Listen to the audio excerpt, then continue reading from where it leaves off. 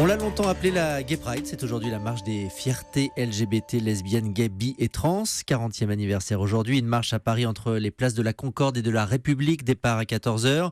Pour en parler avec nous dans ce studio, Jean-Luc Romero, ou plutôt Jean-Luc Romero Michel, depuis que vous êtes marié avec votre compagnon. Bonjour. Bonjour. Alors vous êtes conseiller régional Île-de-France, adjoint d'Anne Hidalgo à la mairie de Paris et surtout un militant associatif de la cause gay depuis toujours. Donc je le disais, 40 ans de marche, 40 ans de lutte, ce n'est qu'un début, continuons le combat. C'est ce que vous dites encore aujourd'hui ? Alors un début, non, parce qu'il y a quand même beaucoup de choses qui sont arrivées, heureusement, mais le combat, vous avez raison, il n'est pas terminé. Mais entre-temps, il y a quand même eu le mariage pour tous, qui a quand même été un élément extrêmement important. Et on le voit, vous savez, quand vous célébrez vous-même des mariages, vous voyez à quel point les choses ont aujourd'hui évolué. Mais la lutte n'est pas finie. Un des mots d'ordre demain, c'est la PMA, c'est maintenant. Alors on va y revenir dans un instant. Simplement, cette étude que j'ai lue de l'association SOS Homophobie qui dit que les actes homophobes ont augmenté de près de 20% en 2016 en France. C'est inquiétant. Oui, et en partie aussi notamment sur les réseaux sociaux qui sont un vrai motif d'inquiétude où des gens se croient anonymes et croient pouvoir dire un certain nombre de choses comme ils sont ou likés ou retweetés. Ils tiennent des propos qui sont d'une très très grande violence et notamment pour les plus jeunes parce que vous savez, même aujourd'hui en 2017, vous n'êtes pas élevé pour devenir une lesbienne, un gay. Il faut faire votre chemin, il faut faire ce qu'on appelle un coming out.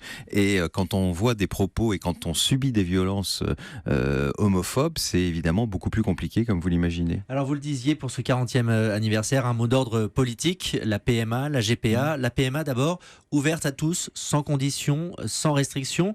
On sait que le candidat Macron avait dit qu'il avait une conviction personnelle, c'était d'étendre la PMA. Est-ce que le président Macron vous a dit qu'il allait aller aussi loin, voire plus loin ? Alors il a dit qu'il attendait l'avis du Conseil national d'éthique qui, ça tombe bien, doit avoir lieu mardi prochain. Mardi prochain, absolument. Donc mardi, on va attendre ça avec une grande impatience. J'espère évidemment que ça va aller dans ce sens-là. Mais j'espère aussi que si, par malheur, l'avis du Conseil national d'éthique n'allait pas vers l'extension de la PMA à toutes les femmes, le président tiendra son engagement. D'où l'intérêt d'ailleurs du mot d'ordre qui vient d'être relancé au-delà de l'anniversaire de ces 40 ans et qui est extrêmement important parce qu'on ne va pas continuer encore à attendre. Ce que je vous disais, le mariage a été l'égalité, mais l'égalité n'est pas totale. Et tant qu'il n'y aura pas la PMA ouverte à toutes, eh bien ça restera un combat fort. Mais j'espère que mardi prochain, on va avoir de bonnes nouvelles et que le gouvernement va, comme le demandent d'ailleurs beaucoup d'associations ce samedi, va donner un calendrier sur la mise en œuvre de cette réforme. Donc l'appel que vous lancez ce matin à Emmanuel Macron, c'est d'aller vers cet engagement, quel que soit l'avis qui sera rendu mardi. Oui, parce que vous savez, il faut arrêter, on a vu assez, bon c'est important le Conseil national d'éthique, mais en même temps c'est les politiques. C'est Emmanuel Macron qui a été élu. Et quand il a été candidat, il s'est dit favorable. Donc maintenant, il faut aller au bout. Après, c'était une conviction personnelle, avait-il dit. Oui, mais vous savez, beaucoup de choses sont souvent des convictions personnelles. Mais je pense que c'est important. Beaucoup de ces ministres, beaucoup de ces parlementaires partagent cela. Et puis je vous dis, c'est un des combats. Et d'ailleurs, cette marche, et toutes celles qui ont lieu en province, on oublie qu'il y a plein de marches qui ont lieu pendant tout le mois de mai, tout le mois de juin en province. Elles sont là aussi pour rappeler qu'il faut tenir les engagements et que les homosexuels doivent être des citoyens à part entière. Est-ce que vous pensez que la société française est prête ? Il y a un sondage IFOP qui a été publié hier qui dit que 6 Français sur 10 sont favorables à l'extension de la PMA aux femmes seules. Vous savez, moi je pense que la société a énormément évolué et vous le voyez tous les jours. Alors il y a des gens qui se sont exacerbés, une petite minorité qui est devenue très violente. Et c'est assez inquiétant, c'est vrai, mais c'est une minorité. Vous savez, la majorité des Français, moi je vois souvent des gens dans des mariages que je célèbre qui viennent me dire, vous savez, moi j'étais contre le mariage pour tous. Puis je vois mon fils, ma fille, mon meilleur ami, ma petite fille se marier. Et puis je me dis, pourquoi tout ça et qu'est-ce que ça change ? Et puis c'est normal qu'ils aient le droit de se marier, c'est normal qu'ils aient le droit d'avoir une famille comme les autres. Voilà, je pense qu'on est arrivé à un point de vue où les Français pensent que l'amour homosexuel vaut l'amour hétérosexuel et doit avoir les mêmes droits. Qu'est-ce que vous dites ? Que le gouvernement, les autorités sont totalement hypocrites aujourd'hui quand on sait que les femmes vont en République tchèque, vont en Espagne pour des dons d'ovocytes, pour des inséminations artificielles ? Dans ce domaine, oui, on sait que la réalité est celle-là. Un certain nombre de femmes bénéficient de PMA à l'étranger. Donc il faut évidemment sortir de ça, éviter, parce que c'est qui en même temps qui peut bénéficier de ça ? C'est toujours les plus privilégiés, celles qui ont le plus de moyens. Et tout le monde est d'accord pour dire que dans le pays où on a sur le fronton des écoles l'égalité, l'égalité doit être là aussi. C'est pas seulement parce que vous êtes une femme riche que vous pouvez aller faire une PMA à l'étranger, vous devez pouvoir le faire dans votre propre pays. Alors l'autre enjeu, c'est la GPA, la gestation pour autrui, autrement dit les mères porteuses. Et ce sondage dont je parlais tout à l'heure, IFOP, qui a été publié hier, dit qu'une majorité de Français y est favorable, 59%, mais pour les couples hétérosexuels, 44% seulement pour les homosexuels. Il faut les convaincre que, évidemment, l'égalité, ça doit être pour tout le monde. En même temps, là-dessus, il faut être très prudent parce que ce grand débat dans le pays n'a pas forcément encore avoir lieu. Moi, je pense qu'il faut qu'il y ait un grand débat autour de cette question. Moi, j'y suis favorable, mais pour des raisons éthiques. Il ne s'agit pas de faire un commerce autour de la GPA. C'est le danger.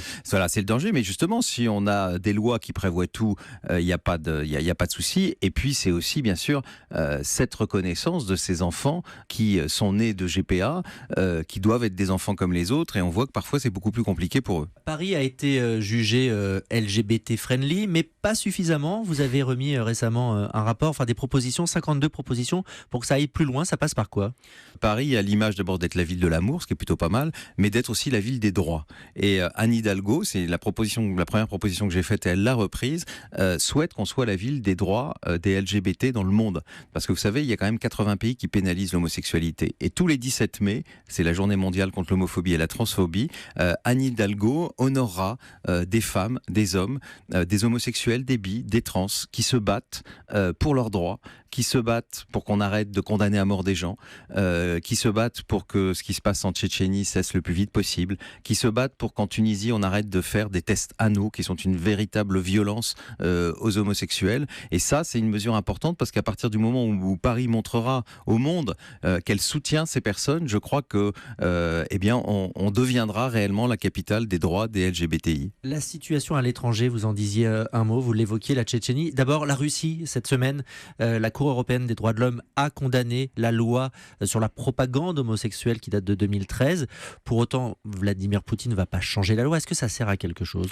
Oui, parce que vous savez, à force, il faut le dire, il y a une homophobie d'État dans ce pays-là. Et d'ailleurs, on est très inquiet parce que Poutine n'a toujours pas condamné ce qui se passe en Tchétchénie. Il dit qu'il n'en est pas sûr, il fait des enquêtes, etc. Enfin, aujourd'hui, on a suffisamment... Une centaine au moins de personnes qui ont été arrêtées, torturées parce qu'elles étaient prétendument gays. Tout à fait. Il faut qu'il y ait une pression internationale. Vous savez, c'est comme ça que ça finit par évoluer. Et c'est pour ça que moi, j'attends du nouveau gouvernement que dans les chantiers, ce gouvernement, il relance la dépénalisation universelle de l'homosexualité. Un certain nombre de pays se sont battus à l'ONU pour ça, pas suffisamment aujourd'hui. Il faut qu'on le fasse parce que c'est pas normal de penser qu'il y a des gens qui sont emprisonnés, qui sont tués, non pas parce qu'ils ont commis quelque chose de mal, mais parce qu'ils ont le malheur d'être gays, d'être trans, ou d'être lesbiennes ou d'être bisexuels. Est-ce qu'il y a pour vous ce matin quand même des motifs d'espoir ? On parlait de la situation à l'étranger. En Serbie, la semaine dernière, un pays traditionnaliste, une première ministre ouvertement homosexuelle a été nommée.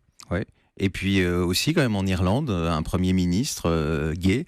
Non, on voit que les choses globalement, évoluent, mais il faut se battre. Vous savez, le combat, il est toujours là. Certains croient que les progrès sont linéaires. Non, il peut toujours y avoir des retours en arrière. Je vous rappelle quand même que pendant la présidentielle, certains candidats soit voulaient revenir sur le mariage pour tous, soit voulaient amputer une partie des droits qu'on avait obtenus dans le cadre de cette longue lutte. Donc il faut toujours se battre, et l'homophobie est là, la transphobie est là, et donc il faut avoir non seulement des paroles fortes, et les gouvernements et les élus doivent avoir des paroles fortes, mais il faut aussi avoir des gestes, et il faut arriver à l'égalité. Et vous serez donc tout à l'heure au sein du cortège de cette marche des fiertés pour le 40e anniversaire.